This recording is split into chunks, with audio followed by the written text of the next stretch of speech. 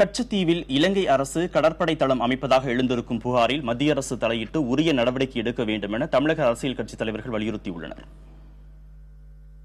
ஒரு வழிபாட்டு தளத்திலே ராணுவத்தினர் இருப்பது என்பது ஏற்றுக்கொள்ளத்தக்கது அல்ல. ஒருவேளை அங்கே ஒரு இந்து கோயில் இருந்திருந்தால் இந்த அரசாங்கம் என்ன செய்திருக்கும் என்கிற கேள்வியும் அதில் எழுகிறது. இவற்றையெல்லாம் கணக்கில் கொண்டு மத்திய அரசு உடனடியாக தலையிட்டு கச்சத்தீவிலே உள்ள இலங்கை ராணுவத்தினரை திரும்ப பெற இலங்கை அரசை வலியுறுத்த வேண்டும் என்பதுதான் எங்கள் கருத்து. இலங்கை அரசு ஒரு கடற்படையினுடைய பேஸாக, கடற்படையினுடைய முகாமாக பயன்படுத்தினார்கள் என்று சொன்னால் அது மிகவும் தவறான விஷயம்.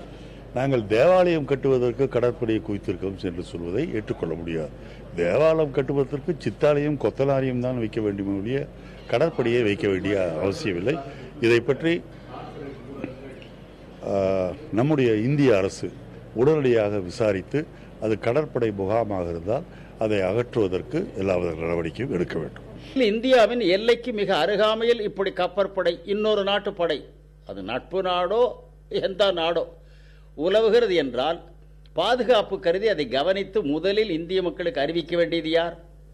இந்திய அரசு. மத்திய அரசாங்கம் இந்த பிரச்சனையில் தலையிட்டு ஏற்கனவே இருக்கிற அந்தோணியர் கோயில் பாதுகாக்கப்பட வேண்டும். அங்கு இருக்கக்கூடிய கடற்படை, இலங்கை கடற்படையை அங்கிருந்து அப்புறப்படுத்துவதற்குள்ள நடவடிக்கைகளையும் மேற்கொள்ள வேண்டும். மீனவர்களுக்கு உரிய பாதுகாப்பை வழங்க வேண்டும். அத்துமீறி சிங்கள அரசு இவ்வாறு செய்யுமானால் அதை தடுத்து நிறுத்த வேண்டிய பொறுப்பும் கடமையும் இந்திய அரசை சாரும். அவர்கள் உடனடியாக சிங்கள அரசின் இந்த சதியை தடுத்து நிறுத்த முன்வர வேண்டும். மீனவர்கள் மீன்பிடிப்பதற்கான அனுமதி கூட இல்லாமல் மறுக்கப்படுகிறார்கள் என்பதை விட அவர்கள் கொல்லப்படுகிறார்கள் தொடர்ந்து என்பதுதான் நம்முடைய சரித்திரமாக இருக்கிறது. இந்த காலகட்டத்தில் இப்போது மறுபடியும் அவர்கள் அங்கே இராணுவ முகாமையே நிறுவி ஒரு பெரிய தளத்தை உருவாக்குகிறார்கள் என்பதை கேள்விப்படுகிற போது அது வேதனையும் குமுறலுமாக எதிர்க்க வேண்டிய ஒன்றாக இருக்கிறது. இதில் இந்திய அரசு உடனடியாக தலையிட்டு இலங்கை அரசை வலியுறுத்தி அந்த இராணுவ தளங்களை உருவாக்குவதை நிறுத்த வேண்டும்.